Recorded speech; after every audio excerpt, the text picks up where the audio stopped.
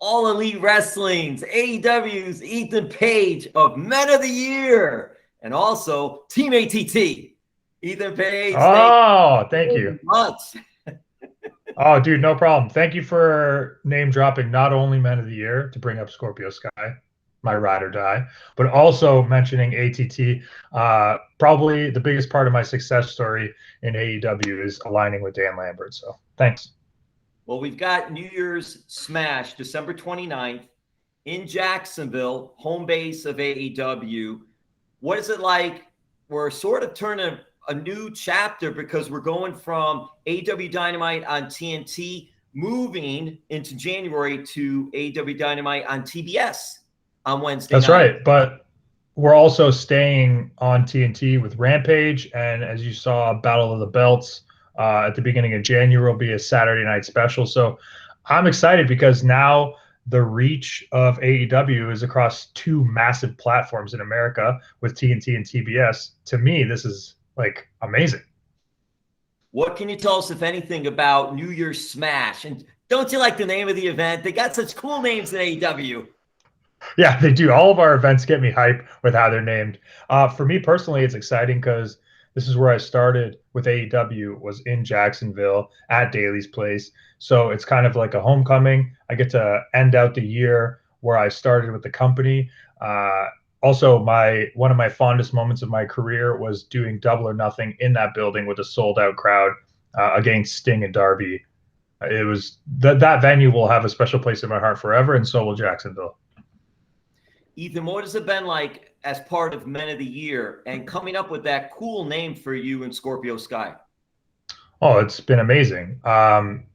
Myself and Sky will both admit in many interviews that if someone randomly said, "Hey, did you know that one day you and Scorpio Sky are going to be a tag team?" Both of us would probably be like, that's interesting. But our chemistry is unmatched. Any member I've ever teamed with or a team I've ever been a part of pales in comparison to how compatible myself and Scorpio Sky are, especially when it comes with how we dress, how we talk, how we present ourselves. We're the two coolest guys in AEW. We are officially the Men of the Year. And I know New Year's Smash is coming, which means it's time to ring in a new year. And you're probably wondering, oh, well, who are going to be the Men of the Year next year? Well, when the votes come in, it'll still be us. Well said, well played, Ethan Page.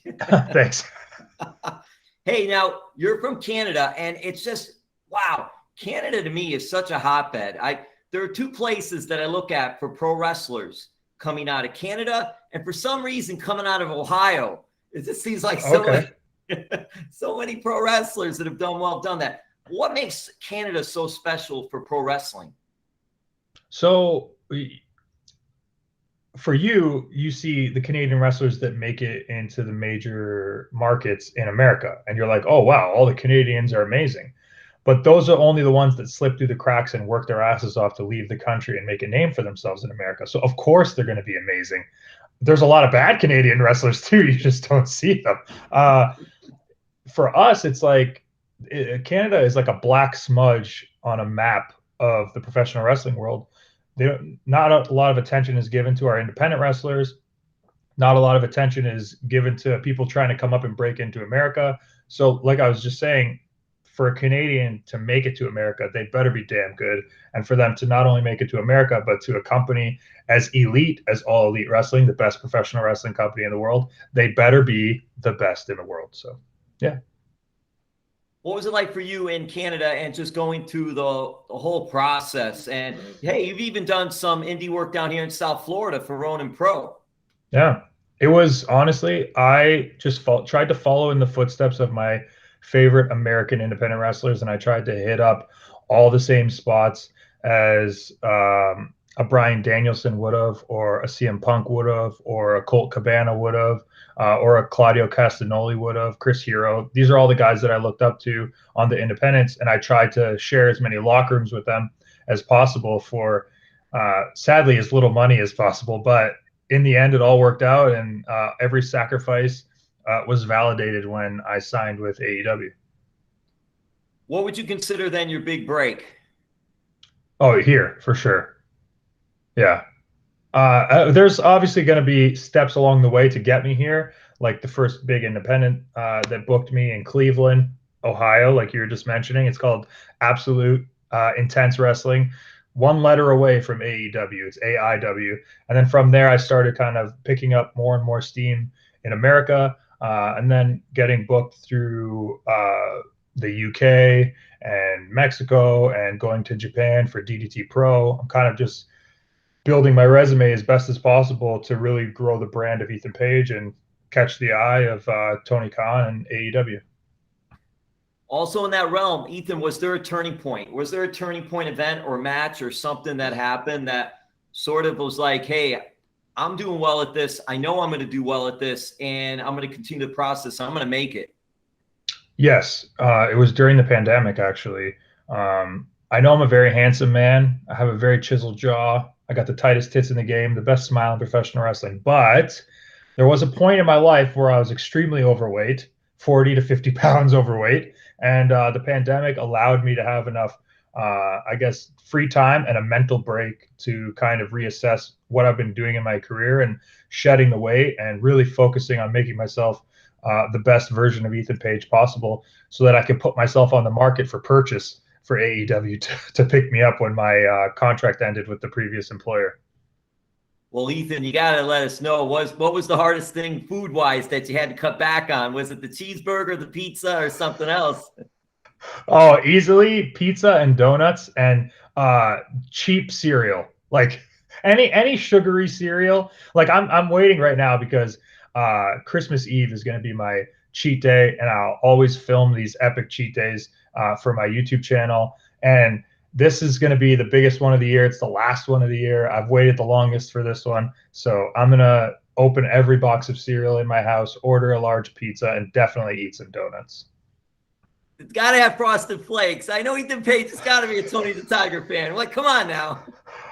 Listen, Frosted Flakes are all right, but if I'm going to go deep, I'm going into like the kids cereal, and it's going to be like a Fruity Pebbles kind of day for me. You get the Toucan Sam. He's going with the brand management here. We can do some with AEW with this. Cereal. We can do something. I love it. Hey, if the first time AEW gets a wrestler on a cereal box, it better be me. Yes. Forget Wheaties, though. We want those sugary cereals. Get them there. Yeah, I agree. Cocoa Puffs, Fruity Pebbles. Get them in there. Hey, Ethan, for you today, I hope I got it right. Probably the wrong team, but hey, I'm South Florida. Got my Florida Panthers hockey. I've got my hockey stick in the background. I'm just curious for you.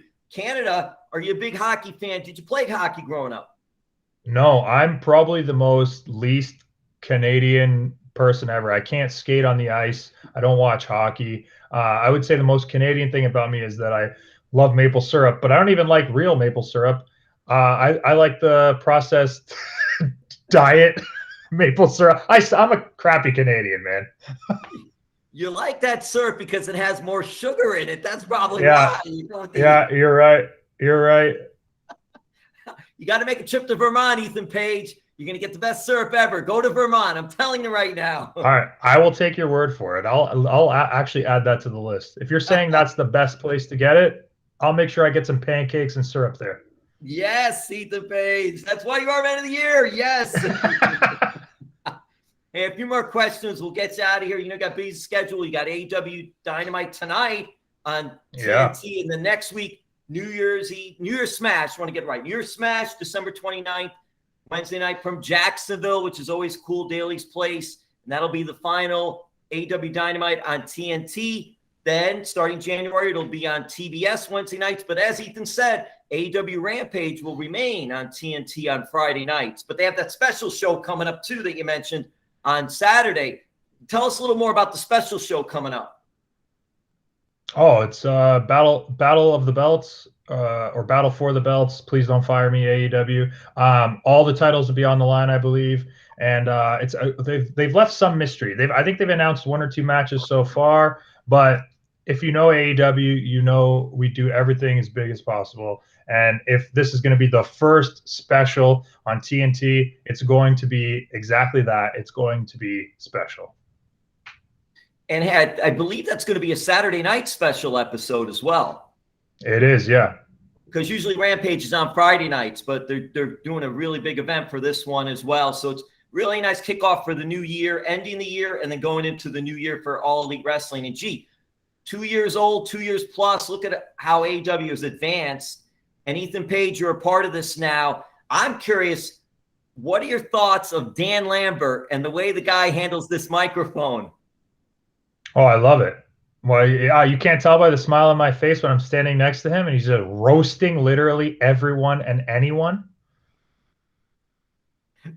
Ethan, it's so amazing to me because here you have, he's like the head of American Top Team, the most prestigious MMA training center in the world, award-winning. But he's such a pro wrestling fan too, and he loves the pro wrestling business. And just to see that passion, what is it like for you to see that sort of Dan Lambert also not only doing those promos, but also Dan Lambert, the pro wrestling fan? Oh, it's amazing. He has a respect for wrestling that some of the wrestlers don't even have in the locker room. He has like a wealth of knowledge, and honestly, he even has pro wrestling experience before even coming to AEW. So in my mind, he's paid his dues enough to hold that microphone and share a ring with Ethan Page and Scorpio Sky. He has my respect forever. He's the only reason I've ever gotten a title match in AEW. So if he wants to come and run his mouth and represent me and Sky, I'm all about it. And Ethan, what are your thoughts too of the ATT, some of the ATT fighters? Because Junior Dos Santos and Arlovsky, and they've gotten in the ring, pro wrestling ring. And then you also have like Paige VanZant and Jorge Masvidal and Austin Vanderford and Dalton, all been part of the shows as well. Out of that group, Ethan, who do you see like, whoa, this person I could see right away making some type of impact if they went into this full time? Junior Dos Santos and Paige VanZant should both become full-time professional wrestlers at All Elite Wrestling. If it was up to me, I would be pressuring them into doing it because they're both naturals. They both are attracted to the audience, the live audience. They feed off of the energy. They play off of the energy.